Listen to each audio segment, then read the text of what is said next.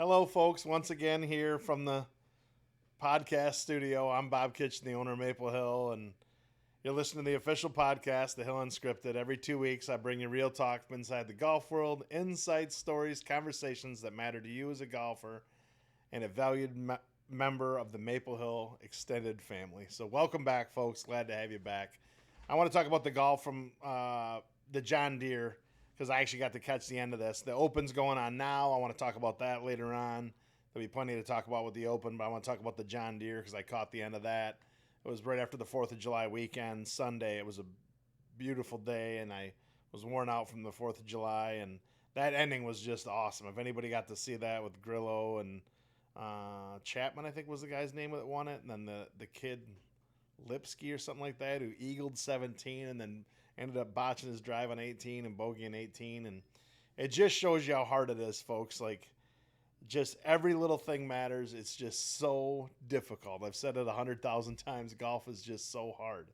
But I think that there's been one good tournament after another, and we'll see how the Open finishes up and how this ends. But I've been really excited to watch golf lately. On Sundays, I kind of sit on my couch and enjoy the last. I try to catch the back nine. I think that's the most interesting, like coming right down to the wire and watching them win or see how they win or how it all unfolds. And the playoff is always fun. And I didn't really like that. He hit it over the green, Grillo did on his second shot, and he tried hitting a flop shot back onto the green and hit on the fringe, and he left his putt short. Like, the playoff itself was uneventful, but the actual tournament and how these guys played was really good. So I hope you guys have been watching some golf and enjoying some golf because I certainly have been. So I got a few subjects here I want to talk about, and then I got a really cool one from the mailbag that I want to dive into because some questions require a little longer explanation or answer than others. So here's one that I want to talk about because I get this every day. Of course, I sell golf clubs all day long, every day.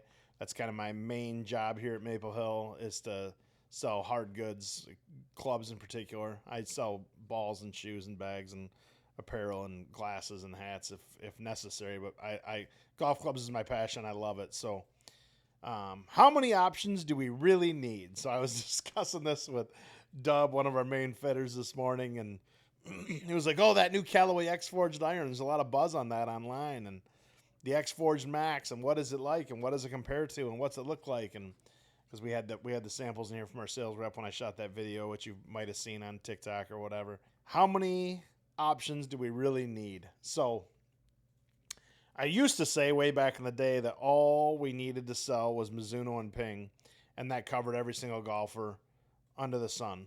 And I think now all we need to do is sell any brand, and it covers every golfer under the sun. Pick it Callaway, pick it TaylorMade, pick it Mizuno, pick it Cobra, whatever, Wilson, whatever brand you want to discuss, because these companies have gotten so diverse in their offerings that it's insane, and it's very hard for the consumer to decipher what's what and what goes against what, and like, what should I get? Should I get the new Titleist T250s, or should I get Mizuno 925 forged, or should I get Mizuno 245s, or what should I get? Those are all kind of the same club.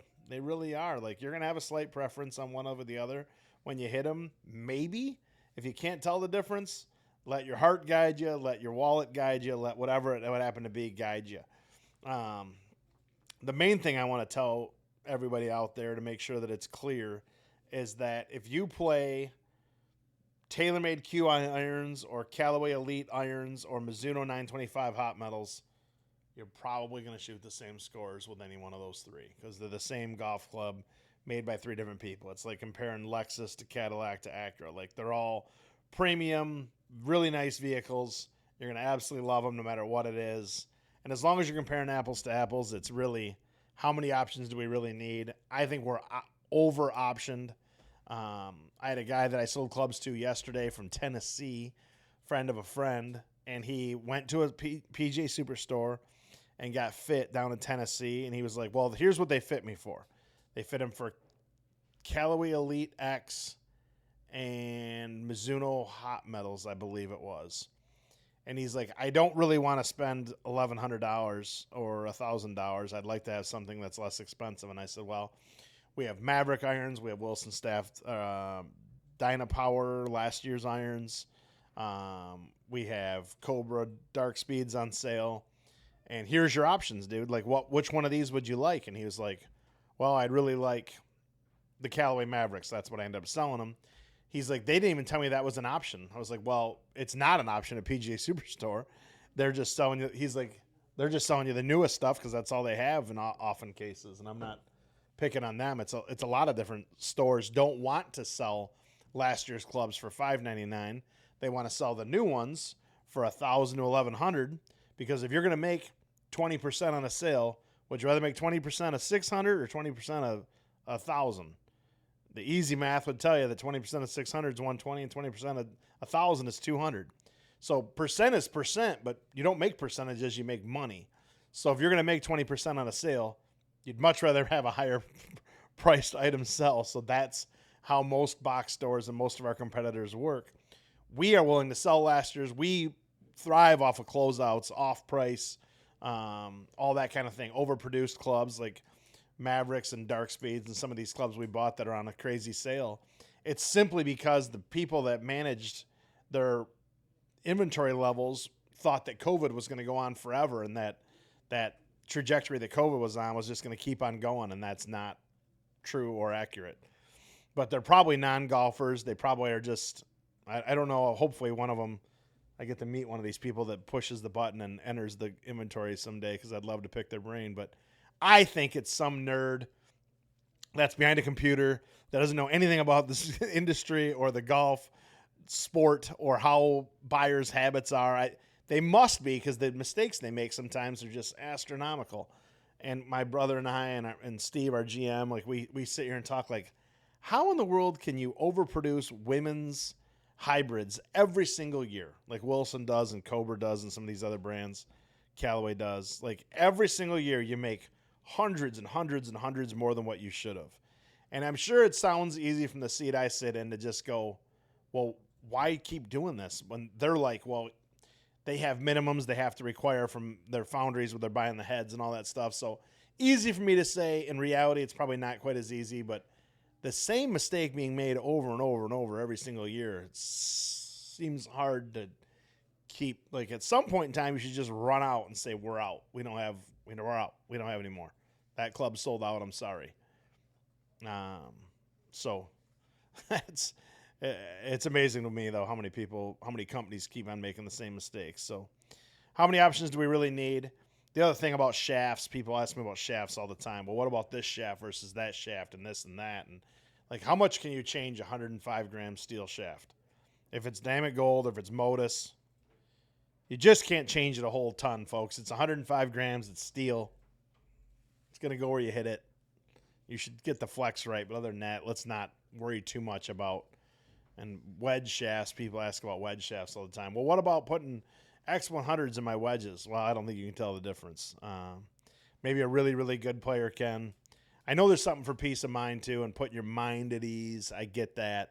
I understand how anxiety plays into the sport of golf. So, like, well, I want my shafts and my wedges to match my shafts and my irons. Okay, if that makes you sleep better, makes you feel better, go ahead. You swing one club at a time. Your 7-iron doesn't know your 8-iron. They sit next to each other in the bag, but they're inanimate objects. They don't know each other. So,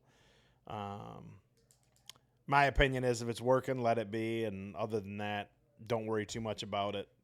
I've talked, I think, on this podcast before about Ben Cook, who I got to play around to golf with, and I asked him what shafts are in his irons. He's like, I have no idea. I said, well, how far does this club go or that club go? And I asked him how far his hybrid went, and he said something like it goes 267. And I said, 267? He goes, yeah, that's my carry distance with my hybrid. I said, okay. He said, but if I want to hold it like this and do this, I hit it 253. I said, 253? And he, yeah, and astounding how good these guys are. So doesn't know what he's using, but knows exactly how far it goes. So I'd rather see that than the other. I'd rather see somebody who's really, really good and knows what it does than knows everything about their golf clubs and can't make the thing perform. And then here's one of my other ones. I had some notes on here. Well, I want to read the reviews on this golf club or this shaft before I purchase this.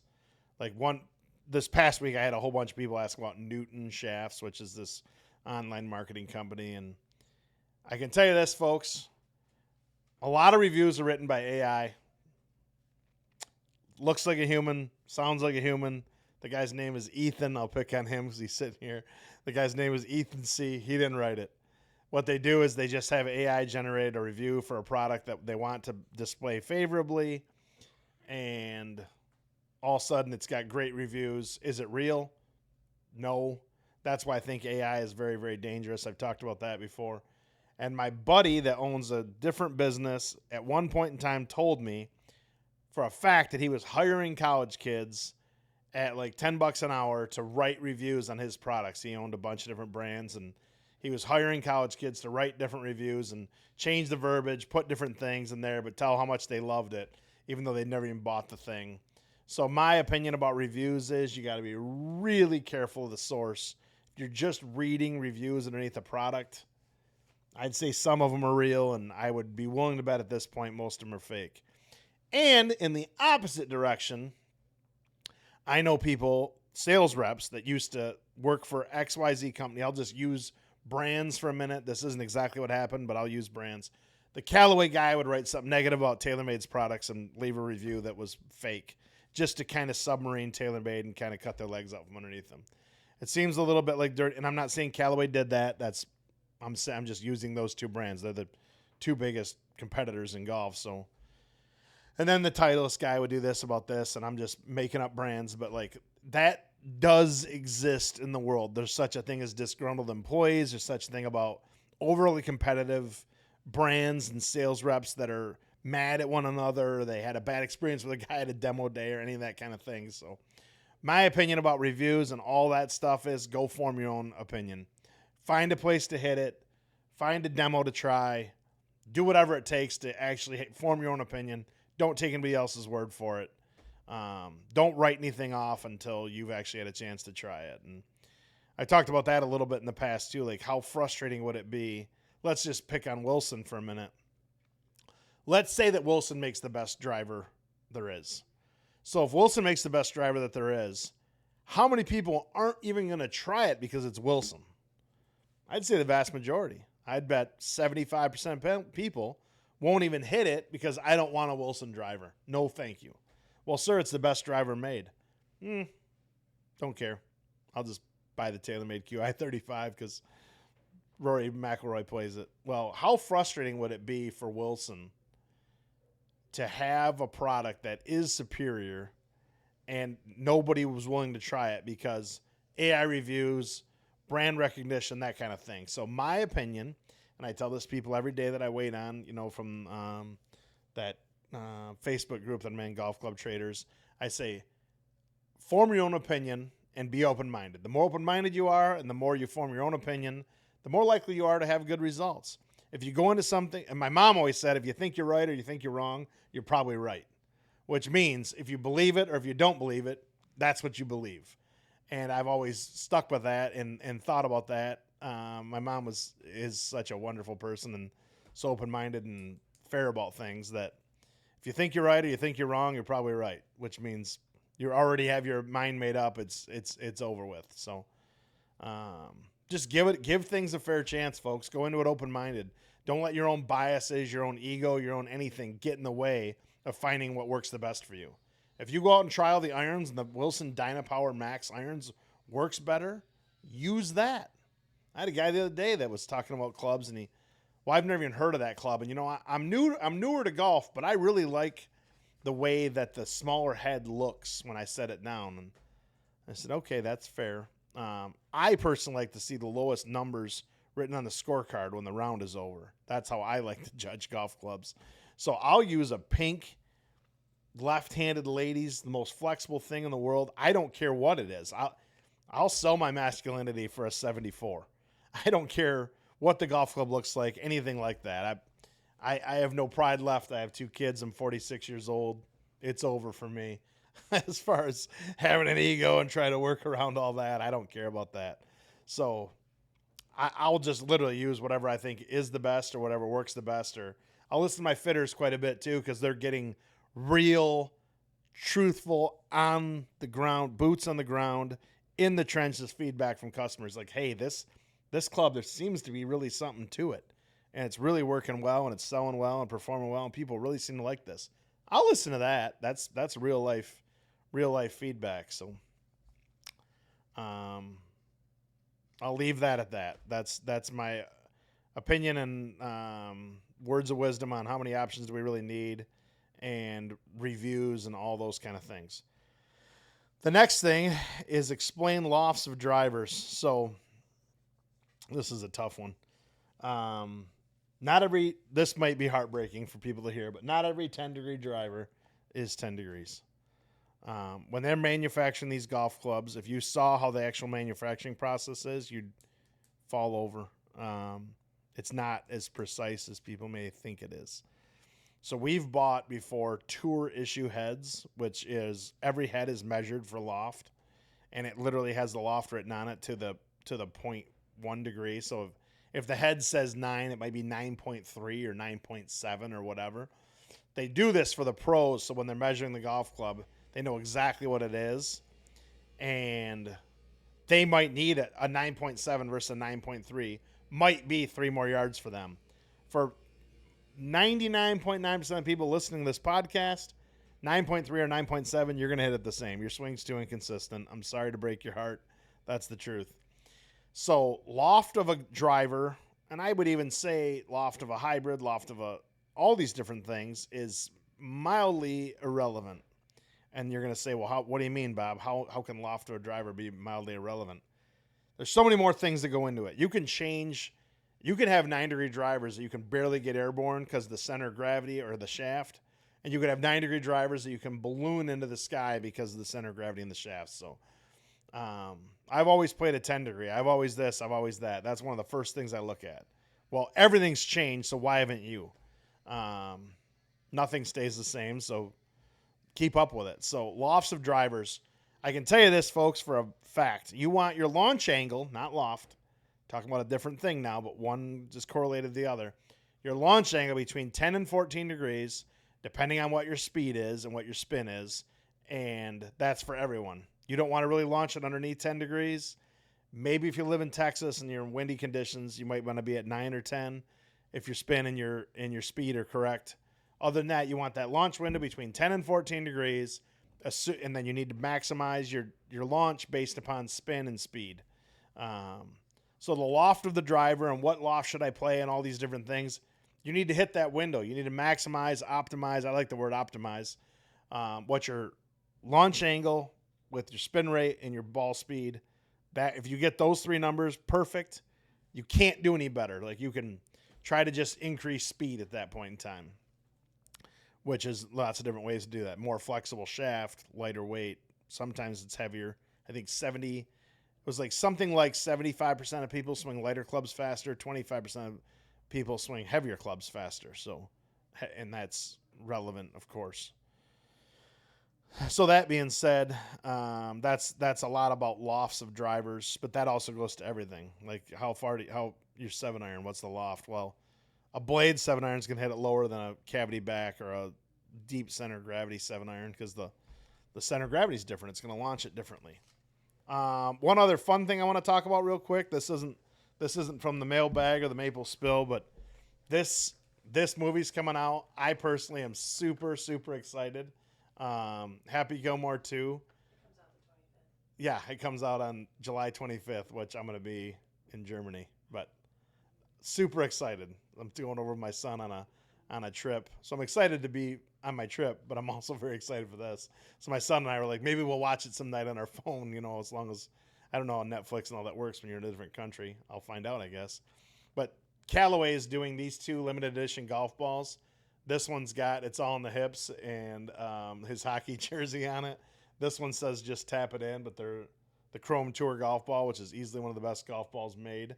And I think this movie, I'll talk about this movie on the podcast at some point in time because I think it's going to have redeeming qualities to it. It's got a lot of the pros in it. If you've watched the trailers for it, I think it was brilliantly done. I trust Adam Sandler to make sure that this was done right. He's such a wonderful human being, first and foremost, and second off, a brilliant writer and comic. And I don't think he would have done it if it wasn't really, really good. So, Happy Gilmore 2. These are in store now. We have these. and then they will be soon. Probably by the time you're watching this or hearing this, we have them. They won't last super long because it's a limited edition. Yeah, and they're doing a hockey stick putter again. So Odyssey did one years ago, and they're doing one again. So we got 6 of them. I think as of right now, 2 of them are sold. But the Happy Gilmore putter is coming, and then the golf balls. So enough about that. We'll move on to the mailbag question. This is one from our Spotify podcast. The person didn't leave their name, but they left a nice comment. They said, excited for the pod, which thank you very much for listening or watching or whatever you are. I appreciate all of you, each and every one of you. Here's the question. Should courses do something about pace of play? Kids and girlfriends hit it sideways for 8 shots. Should newer people play a specific 9 and other 9, those 15 handicap and below? I think this was written by a male. Because I can tell you that it says kids and girlfriends hit it sideways. I've also seen kids and boyfriends hit it sideways too. So 8 shots. Should the newer people play a specific 9, others? So if you happen to have, this is a really good question. If you happen to have 3 9s like Scott Lake does or 5 9s like Saskatoon does, maybe it's not a bad idea to just put chops out there and let them take as long as they want and just say, hey, this is like play at your own pace. We don't expect to be done in less than 2.5 hours.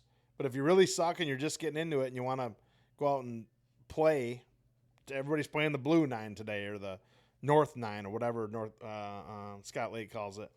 Not a bad idea. I don't totally hate that.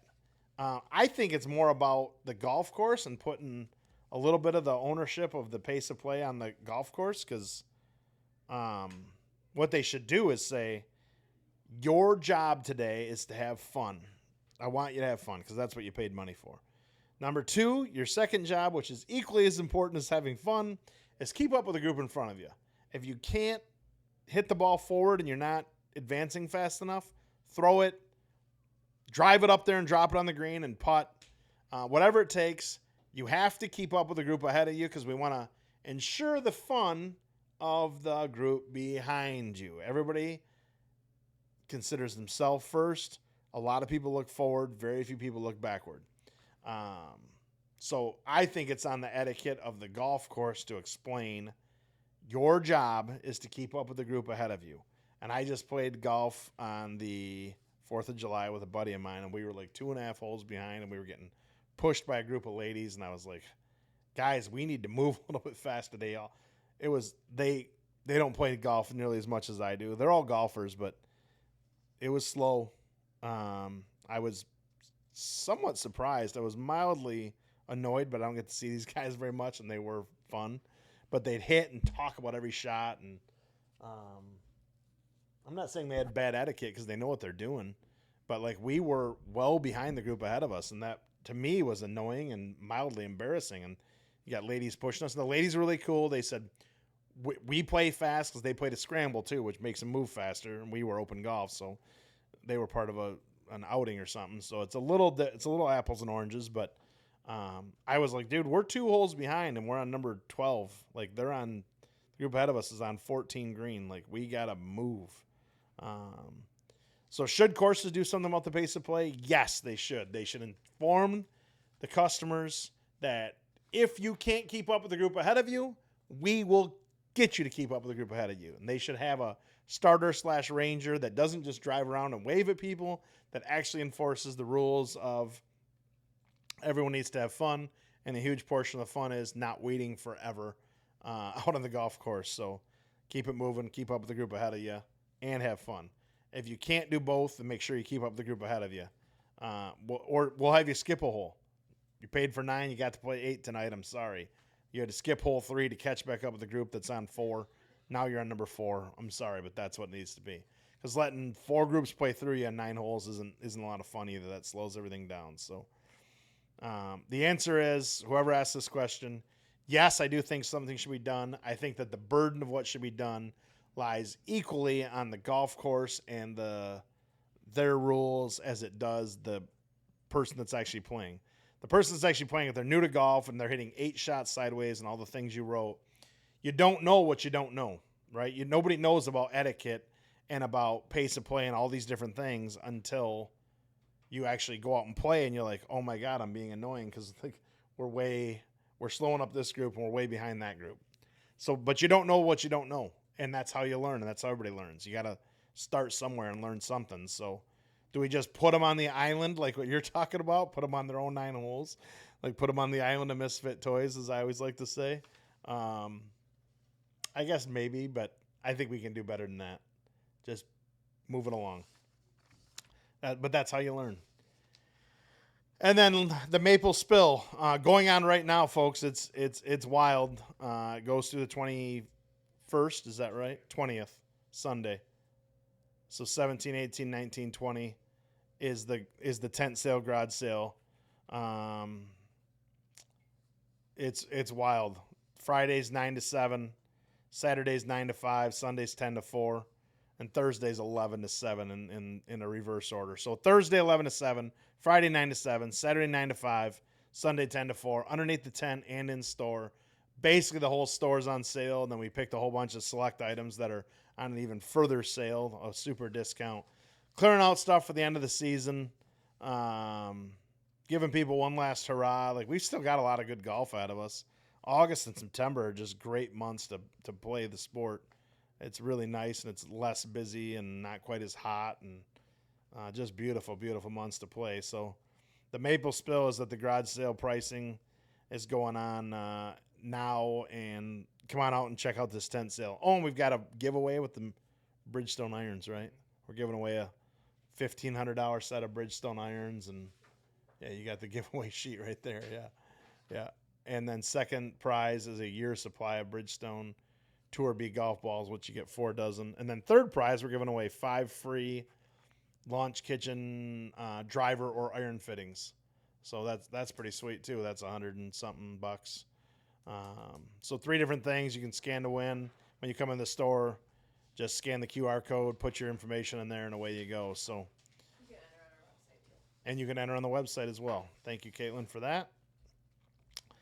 So that's all I have for this podcast. New episodes drop every other week. Be sure to subscribe wherever you listen to your podcasts. I've been sending these out to friends that need to listen to them. People ask me about zero torque putters or different things that Jesse and I talked about or whatever. I try to take those podcasts and literally send it to people and say, listen to this. This will give you a lot of information in the next 20 minutes that some of it pertains, some of it doesn't. But I've been having a lot of fun doing this, folks. I do appreciate all the listeners we're getting out there. If you can share this with your friends and say, hey, did you know Maple Hill's doing a podcast? And Bob's doing it. And then soon enough, I'll have one of our other fitters. I think Richard's coming on next episode. I'm really excited for that. Richard's been with us back and forth a couple of times. And he's a tremendous employee and a tremendous person and really fun. So that's coming on the next podcast, a little sneak peek of what's going on there. And I'm looking forward to that. So happy July, everyone. I hope you all enjoyed the 4th. I hope you're enjoying the Open. Hopefully we get to see you out here at the garage sale / tent sale. It's really underneath the tent now, but it's in the garage, I guess. Lots of stuff happening here at the Hill. So happy to host this, and thank you once again for listening. We'll see you again soon.